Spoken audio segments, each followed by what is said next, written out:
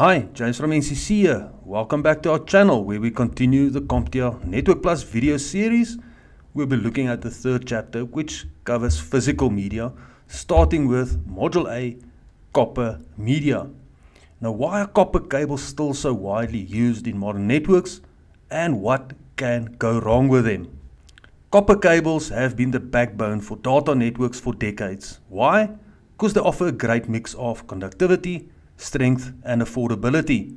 Now, even though fiber optic and wireless technologies are growing, copper still dominates in the wired LANs, some fiber and Wi-Fi infrastructure, which may include copper for power or grounding.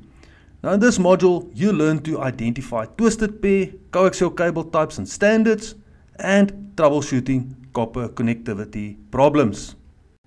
Copper cables transmit data using electrical signals, but that also makes them vulnerable to interference. To work properly, electrical signals travel in a closed loop, either through a return wire or shared ground. The voltage change in this loop carries the actual data. The receiver detects those voltage changes and translates them into usable information. But there are two big challenges here. First, electromagnetic interference, or EMI. Now, it comes from external sources like electrical motors, radio towers, generators or power cables. EMI distorts voltage levels in the wire, corrupting the data. Crosstalk is another risk when nearby wires interfere with each other. As you can see, a strong external source can turn a strong signal into a degraded one just by interfering.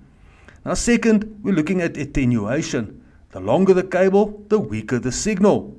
Signal strength fades over distance, especially in imperfect or low quality cable runs. The result, data loss, slower speeds, increased transmission errors. Now, because of these issues, network installers choose cables not just for speed, but also for their resistance to interference and suitability for different environments. If you experience the slow or unreliable wired connection, it could be copper doing its job or interference getting in the way. Hit like if you learned something and comment below with your experience troubleshooting cables. A decibel, or dB, is a unit used to describe the radio or ratio of one power level to another. It's a logarithmic, which means even small changes in dB can represent large changes in power. A 1 dB difference means it's a 1.26 times power change. A 3 dB difference, now that's a 2 times change. 10 dB, that's a 10 times difference. Want to measure how much signal is lost across a cable or device? You probably use dB. Now, absolute versus a relative decibel. Now, decibels can describe two things. The absolute power level of the signal, or the relative loss due to transmission medium. Now, in most networks, we use dBm, or decibel milliwatt, which compares the signal to a reference power level in milliwatts. Now, let's take an example. So, plus 3 dBm equals 2 milliwatts, minus 3 dBm equals to 0.5 milliwatts. Some standards might also use dBm-V, which is decibel millivolts, especially for cable, television and internet systems. Now, dBm values help us understand how strong a signal is. Now, for example, a 1000 base Alex optical network can transmit signals up to minus 3 dBm and detect signals down to minus 20 dBm. Now, this helps us account for loss over long cables or interference. Now, when you see dB, remember it's a relative value. Without context, it doesn't mean much. You need to know, is it comparing to levels or measuring absolute power like in dBm? Now, insertion loss is the signal lost when something is added to the signal path, like a connector, a cable or a splitter. Low insertion loss is best. For example, 0 dB equals perfect connection. 20 dB equals 99% loss. Now, better cables, tighter connections, and less interference gives you lower insertion loss.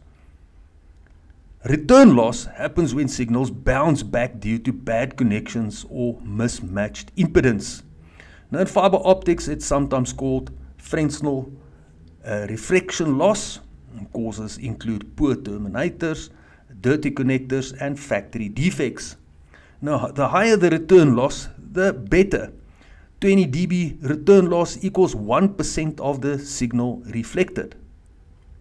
SNR, or signal to noise ratio, compares the strength of the signal to the background noise. The higher signal to noise ratio is better quality. Lower SNR means more errors. We can improve SNR by increasing power or reducing noise, but the best solution is to eliminate interference source. A link loss budget tells us how much signal loss we can afford over the entire connection. It's used during network planning to make sure the design won't degrade performance. Now this budget includes cables, connectors, splices, interference. It's essential in fiber networks and helpful for long cable or copper connections too. Now to wrap up, we use decibels or dB to measure signal strength and loss. dBm or decibel millivolts tells us absolute signal power. SNR helps us spot interference. Link loss budget guide how much signal we can afford to lose. To make a signal more resistant to EMI or electromagnetic interference, technicians use something called a balanced pair. This is simply two wires of the same type. In electrical impedance, the signal is measured by comparing the voltage difference between them. Now ideally, if interference affects both wires equally, the voltage difference remains the same and the interference cancels out. Now this works best when wires are close together and interference is far away. But if interference is nearby, like from a power cable, or if the wires run in parallel for too long, even a small spacing difference causes one wire to pick up more interference. This issue became obvious during the early telephone era, when multiple long parallel wires caused crosstalk and EMI. Now the solution: twist the wires together. Now each balanced pair is twisted around itself, evenly along the cable length. Now this way, any external noise affects both wires equally on average. And when multiple twisted pairs are packed into the same cable, like an Ethernet cable, you can reduce crosstalk even more by giving each pair a slightly different twist rate. Now this way, the pairs don't align consistently with one another, avoiding consistent interference. Now twisted pair cables are simple but powerful. By twisting the wires, we reduce the effects of interference and crosstalk, keeping your signal clean and your connection reliable.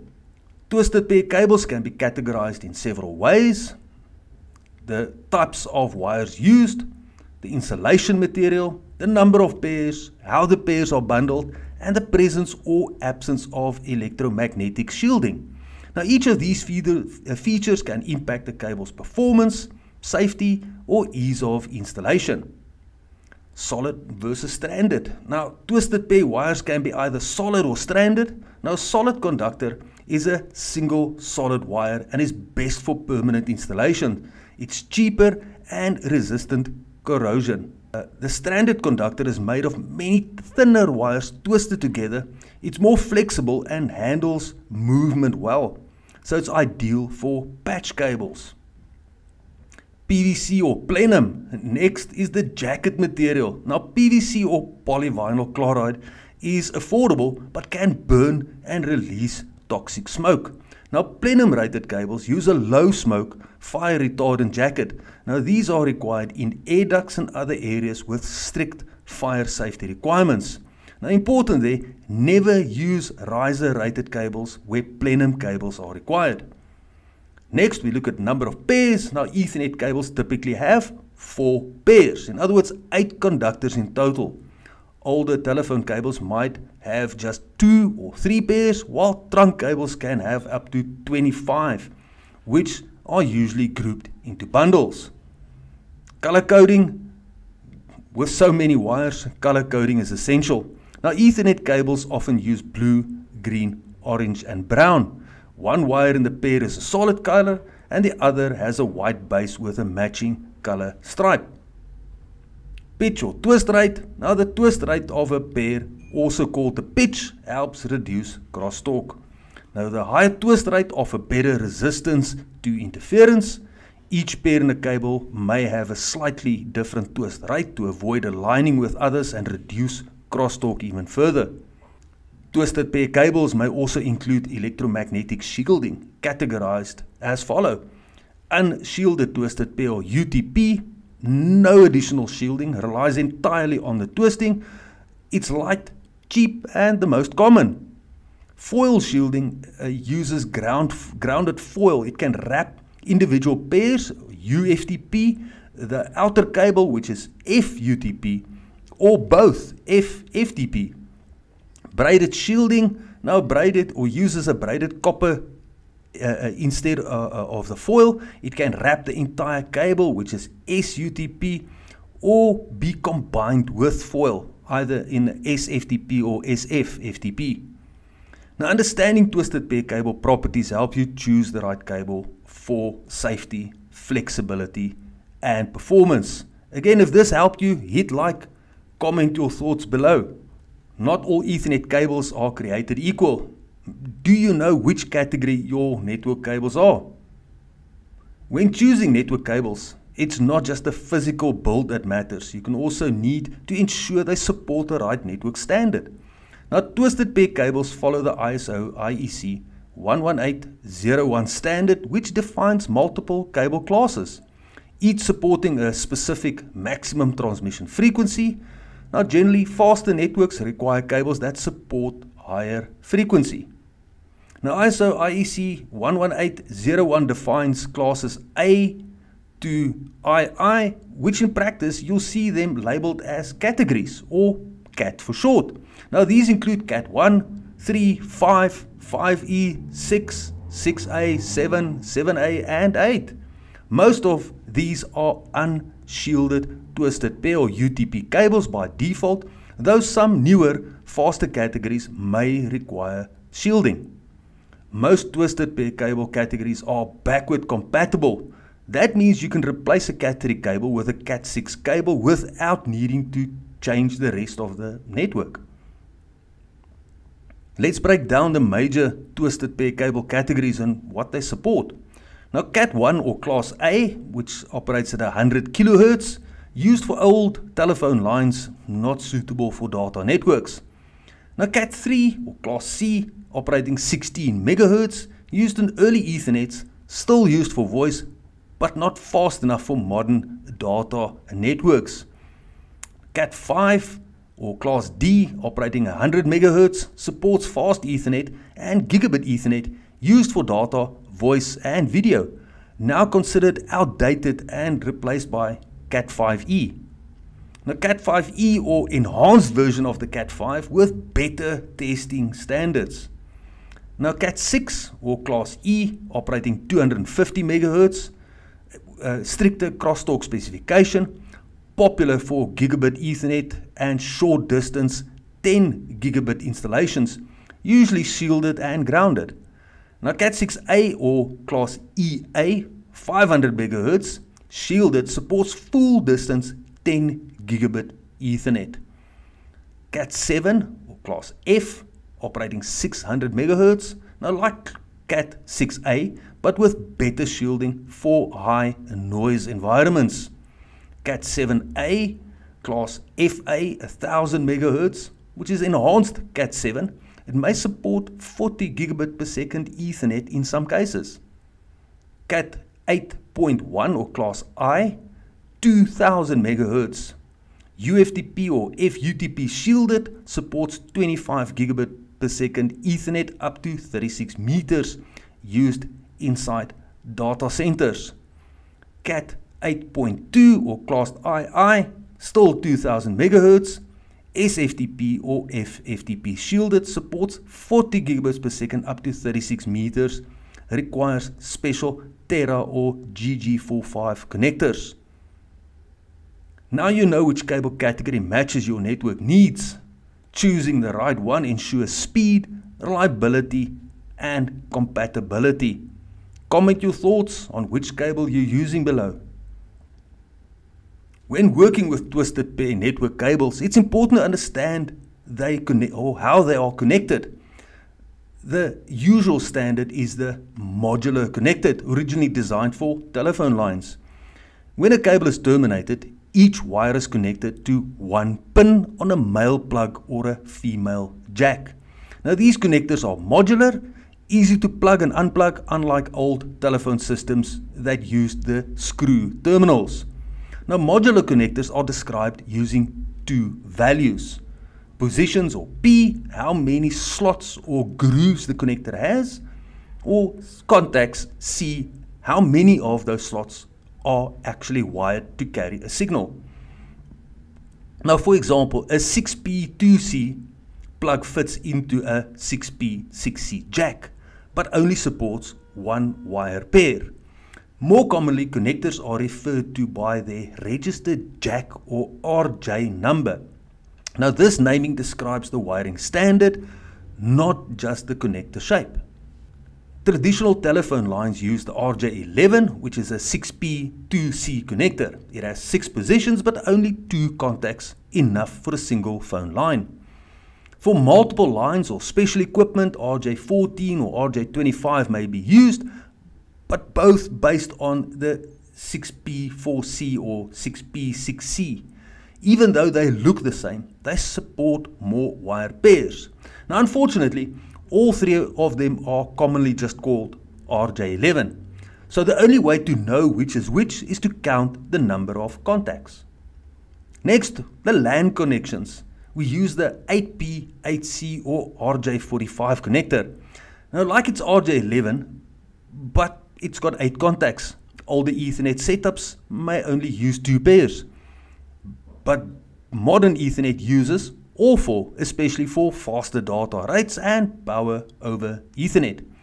Now the RJ48 connector, some WAN technologies like ISDN or T1 uses the RJ48. It looks just like RJ45, but it's wired differently.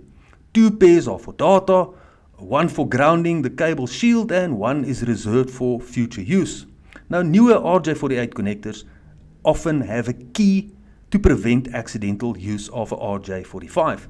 Still, if you're not careful, it's possible to plug a RJ45 into an RJ48 jack and vice versa.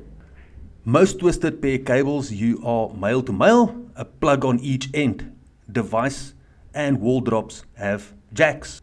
If you need to join 2 cables, you just use a UTP coupler for the matching connector type.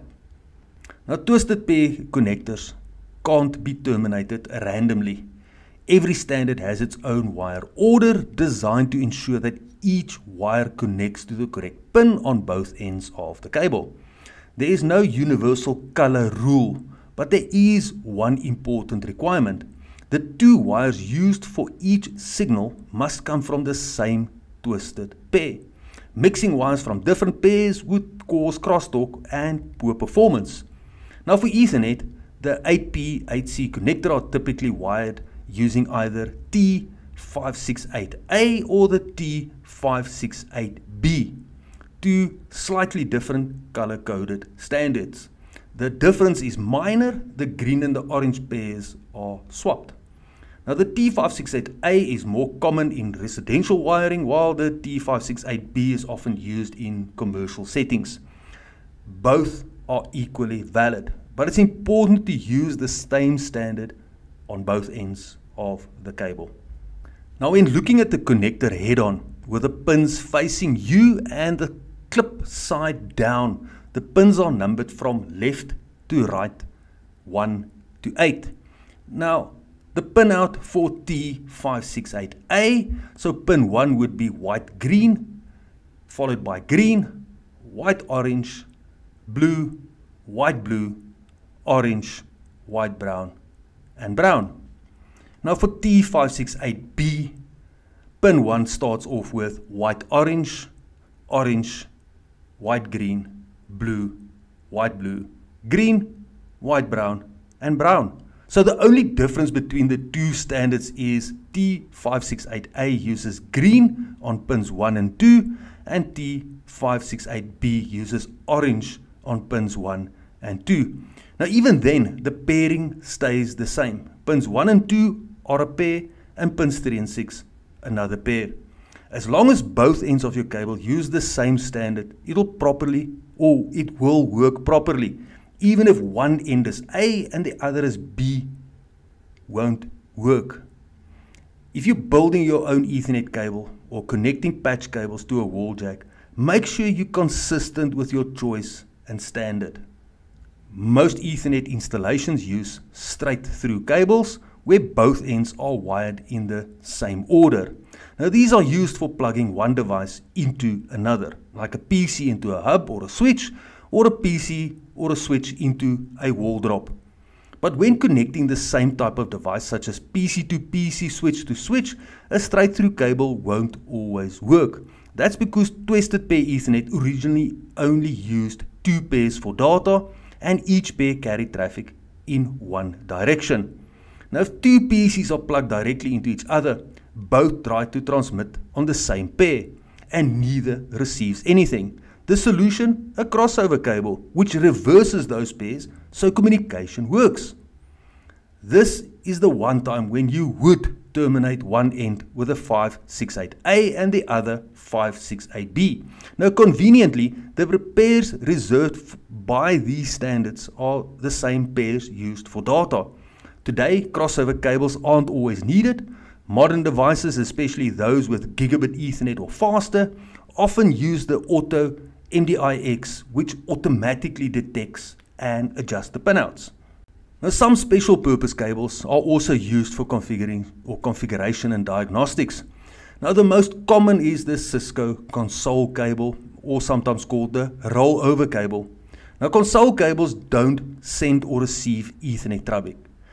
Instead, they provide a direct serial connection to the device's management port. Console cables are typically light blue and can come in different connectors such as RJ45 to DB9 or RS232, also called a Yoast cable, a mini USB to a USB-A for smaller or mobile devices, a RJ45 to USB-A for modern PCs without serial ports.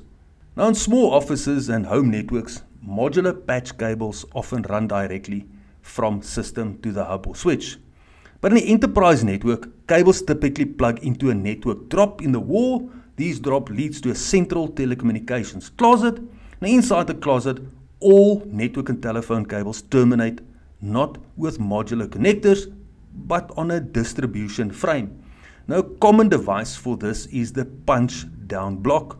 Each wire is punched down onto a bladed contact that pierces the insulation and holds it securely in place. Now there are several punch down block standards. You've got the 66 block, an older design mainly for telephone systems, not suitable for high speed data. You've got a 110 block, the modern standard used widely for both network and telephone cables. Krone block, a German alternative popular in Europe and audio applications, and a BICS block created by Nortel, known for high density modular design, used for Cat6 and higher. Another form of centralized connection is a patch panel. It provides modular jacks in the front and punch down terminations at the back. Patch panels simply cross connect and make network management much easier compared to traditional punch down blocks. Now in larger networks, patch panels and punch down blocks can scale up into distribution frames. These may be organized hierarchically with intermediate distribution frames on each floor, or linked back to a main distribution frame. Now in a very large network, automated main distribution frames are used to handle switching connections electronically, reducing the need for manual rewiring. Centralized connections provide a structured, reliable way to manage large volumes or network cables, ensuring scalability organization and easier maintenance in enterprise environments.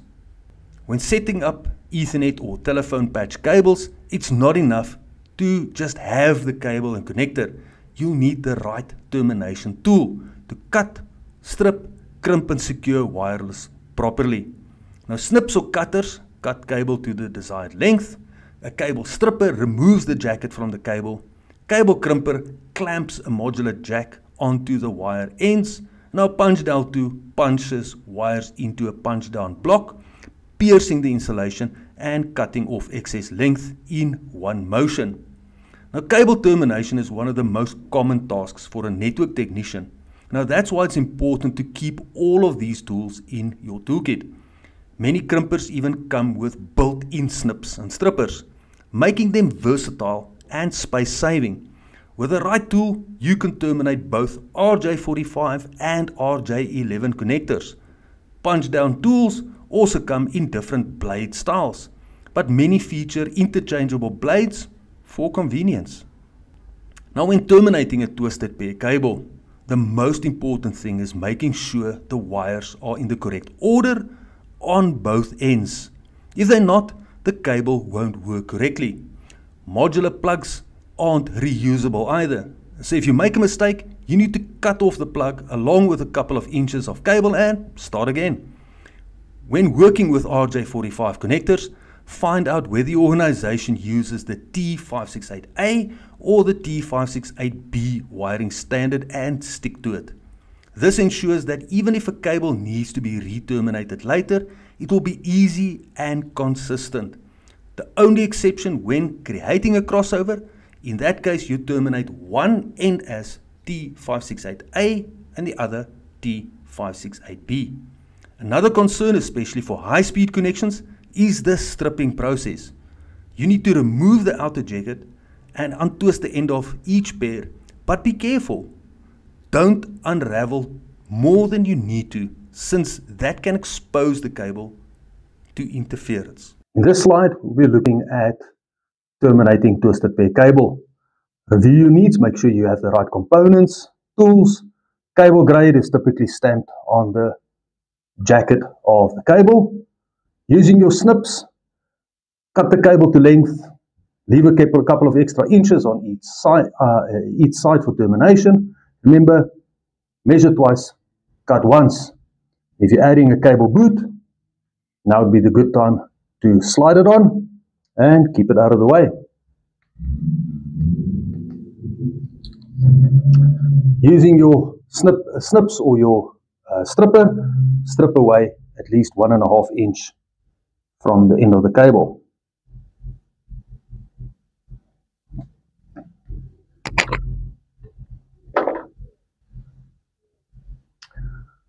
Spread the wires. Also cut away the center plastic.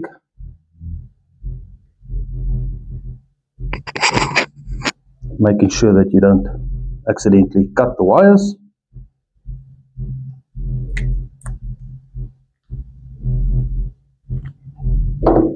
Right, now we're going to straighten them. Untwist, straighten.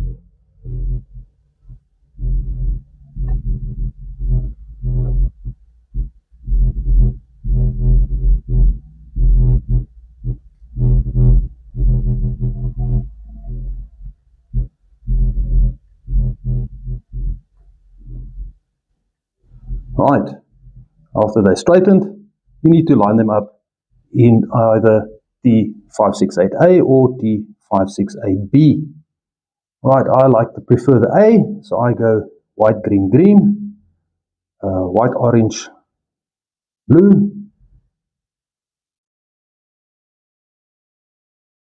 white, blue, orange, white, brown, brown.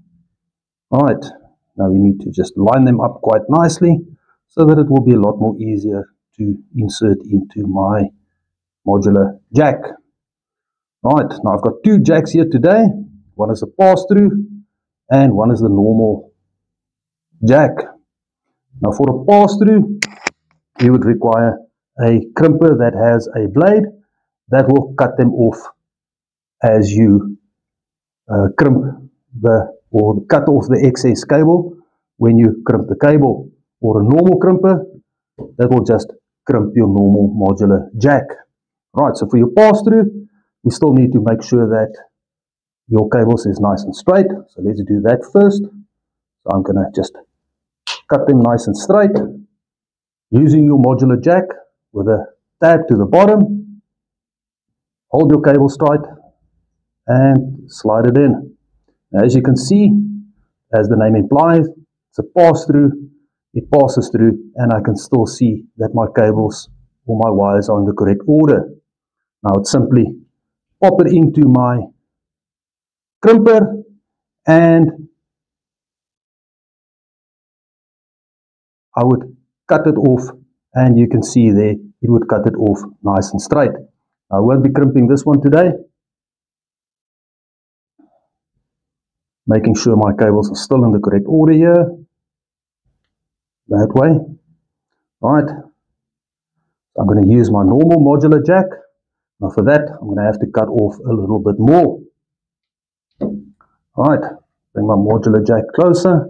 So I'm going to have to, what I normally do is about a thumb and a half, or half a thumb, and I cut it off straight. Again with my tab to the bottom, slide it in. Make sure that you have grip it tight, make sure the jacket goes in all the way, and from the side you'll be able to see whether all your wires do get to the top, and when you do the crimping that they will all be nicely crimped. Press and hold until you hear a click. That way you know you've got a tight fit. Slide your boot over, and there you go. All done. When we contrast coaxial cables with twisted pair, one key difference is that coaxial cables are unbalanced lines. It means the two conductors aren't symmetrical. The signal travels along one line while the other is grounded. Now, a typical coaxial cable has a center core wire surrounded by a conducting shield, but these two is a dielectric, or between these two is a dielectric insulator, which keeps the core properly spaced and insulated. When the shield is grounded and voltage passes through the core, the cable effectively acts as a waveguide. Now, originally, coax cables were designed to carry radio signal where ordinary wires weren't effective. They were widely used in telephone backbones, television broadcasting, and radar installations. Now, later, coaxial cables were adopted by networking. Now, for example, early Ethernet networks used coaxial bus topology. Now, today, they mostly find coaxial cables in broadband internet and television applications rather than modern Ethernet networks. Now, unlike twisted pair, coaxial cable standards aren't always clear-cut. Factors such as outer diameter, core size, shielding, dielectric material all affect performance, attenuation, and supportant frequencies. Now, coaxial standards are typically defined by radio grade, or the RG type, a classification originally set by the US military. Now, even though many RG standards are now obsolete, some are still widely used today. Now, RG59 has a thin 0.64mm core, 75 ohm impedance. It was common in older cable TV and video systems, but it's not reliable for broadband networks. Now, the RG6 is today's standard for digital cable, satellite, cable modem connections, basically a stronger version of RG59 with a 1mm core and a 75 ohm impedance. RG11 has a thicker 1.63mm core, still the 75 ohm impedance, and used for longer distance, often underground runs. The RG8, much thicker cable with 50 ohm impedance, was used in the very first Ethernet standard known as 10BASE-5 or thick net, but now obsolete. The RG58, a thinner, also 50 ohm impedance, it was used for the 10BASE-2 thin net Ethernet, a cheaper alternative to the thick net, and it also obsolete. There are multiple connectors commonly used for coaxial cable. Now these are often called RF connectors since they're designed to carry the cable's radio frequencies with minimal interruption. Now their purpose is to maintain the coaxial form by keeping a firm connection for both core and the shield. Now one of the most widely recognized types is the bayonet Neil-Coleman or BNC connector. Now to connect it, you push and twist the connector, locking it in place with a quarter turn. Many BNC connectors are weather rated, including rubber gasket for a watertight seal. Television and cable modems typically use a threaded F connector. For multiple device connections, splitters and T connectors are often used. Now splitter allows you to branch a single coax line into multiple paths. Now in older thin-net bus network, each end of the bus had to be terminated. Now a terminator looks like a BNC plug, but instead of a cable, it simply contains a resistor to prevent signal reflection. Now not all coaxial connections are made at cable ends. This is the old thick-net Ethernet standard used vampire taps. Now these clamps bite into the shielding with a spike, piercing the core, allowing a connection without cutting the backbone cable. This slide will be terminating coaxial cable. Around South Africa, coaxial cable is not that common in networking. We mainly use it in CCTV cameras. So I'm going to be sliding over the ferrule, and I'll be using my stripper to strip away the outer jacket, making sure that I adjust it so that I don't cut too deep and cut away my braided shielding.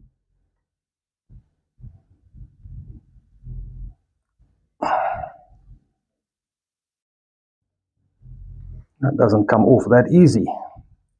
Right, I'm going to use my BNC connector to make a measurement of how much of my braided foil I should strip away. So I'm going to be making a cut right there.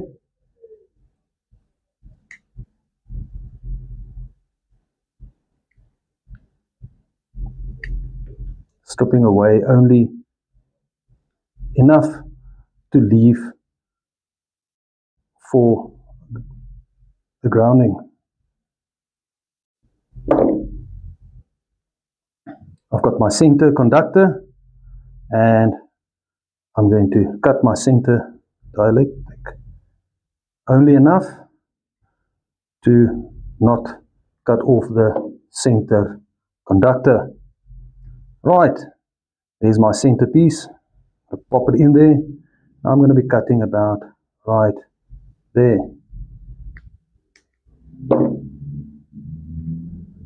Let's just measure to see whether I made a boo-boo. Right, that's more or less correct. Right, so getting my coax crimper, I'm going to be placing it right into the beginning one, or the first one.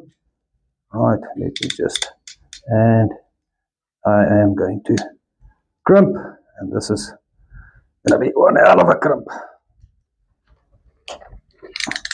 Right, and as you can see, it is quite tight. I'll be sliding in my BNC connector, making sure that I get it right under the braided foil. I'm going to slide my ferrule over all the way, and I'm going to be using my crimper to crimp that onto as well, making sure that I get a good crimp, and that is how we crimp a BNC connector. Next, we're looking at twin axle cable, or often also called Twin-X. It's a variation of coaxial cables. Instead of a single core with shielding, Twin-X uses a balanced pair of conductors protected by dielectric insulation and an outer shield. Now this design reduces interference and leakage while still carrying signals similar to twisted pair. Now historically, Twin-X was used by IBM mainframes and military applications, but today it's become popular in data centers. Most relevant use is a direct attached copper or a DAC. DAC cables support 10 gigabit and faster Ethernet connections, making them a cost-effective alternative to fiber. Now, Twinix support high-speed data transfer with low latency. It consumes less power compared to optical solutions, and it's far less expensive than optical or fiber optics. However, Twinix has limitations. It's only suitable for short distance. Passive DAC cables are limited to about 5 to 7 meters, while active DAC cables, which include signal conditioning circuitry, can reach up to 10 meters, but add cost and latency. Cables and connectors can fail over time, experience interference, or have flaws that stop them from performing at their rated speed. Now, even when everything looks fine, long drops, tangled cables can make it hard to tell if a connection is solid. Now, that's why network professionals use cable testing tools. Now, a multimeter is a general purpose tester that measures resistance, current, or voltage between 2 points. It's one of the most basic tools for checking electrical connectivity. Now, a tone generator, also called a toner probe, is used to trace and identify a wire along its entire length. It's helpful for finding the other end of a cable hidden in a bundle. Now, cable testers are designed to check entire cables. Basic testers perform simple wire map tests to verify continuity and detect shorts. More advanced testers can measure cable length, check for noise, loss levels, or even detect what device is connected on the other end. A time domain reflectometer is a more advanced tool. It sends signals along a cable and measures reflections to locate breaks, shorts, or minor flaws. It even estimates the distance to the fault. Now, a spectrum analyzer measures the amplitude and frequency of a signal, often displaying results like an oscilloscope. It's useful for examining RF frequencies or radio frequencies, wireless signals, or light waves in optical networks. A cable certifier performs advanced tests to ensure a cable meets performance standards, often used for professional installations where certification is required. A loopback adapter connects the transmit-receive pins on the same connector, effectively plugging into itself. Now, this makes it simple but powerful tool for diagnostic tests. Now, as a network technician, most of your work isn't physically dangerous, but there are important electrical hazards you need to be aware of. Now, network cabling generally doesn't carry dangerous current, but there are exceptions. Now, Power over Ethernet can deliver electricity, and some network devices may involve hazardous voltages. Never handle exposed wires that might be live, and always make sure devices have reliable ground connections. Another hazard comes from you, the technician. Electrostatic shock may not be noticeable by humans, but it can permanently damage sensitive electronic components. Even a small discharge can harm circuit boards or delicate connectors. Now, to prevent ESD, especially in cool, dry environments where static is common, use protective measures like an anti-static wrist strap and when handling electronic equipment. A multimeter is one of the most basic, essential electronic testing devices. It's used for far more than network troubleshooting and is one of the easiest tools to find in use. Multimeters can be analog or digital, and they can measure current, voltage, or resistance. Some models can also measure continuity. Resistance measurements are useful for finding breaks or shorts, while voltage measurements help detect power problems. Remember, you can measure a disconnected device's resistance, but to measure voltage or current, the device must be powered on.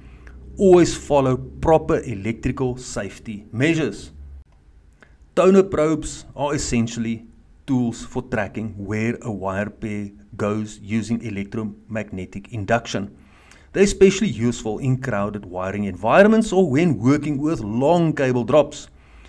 Best of all, you can test the cable without removing its insulating jacket.